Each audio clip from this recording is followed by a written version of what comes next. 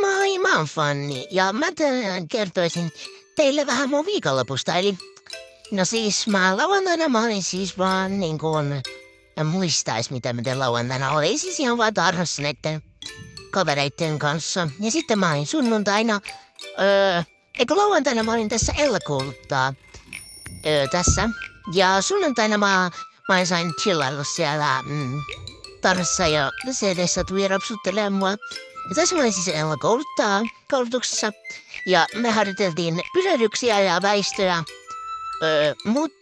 Muistakaa, että Ella löytyy myös Instagramista onko se Instagram? Onko se Instagram vai onko se Instagram? Näin jos mä Instagramista nimellä Ella kouluttaa yhteen kaikki, niin se löytyy sieltä. Niin joo, eli mä harjoittelin vähän takaosan käännöksiä myös. Jenni sitten vähän talutti mua. Katsopa miten hienosti mä osaan. Nyt tuli piipsana ja sitten tuli palkka. Naamme, porkkanat on best.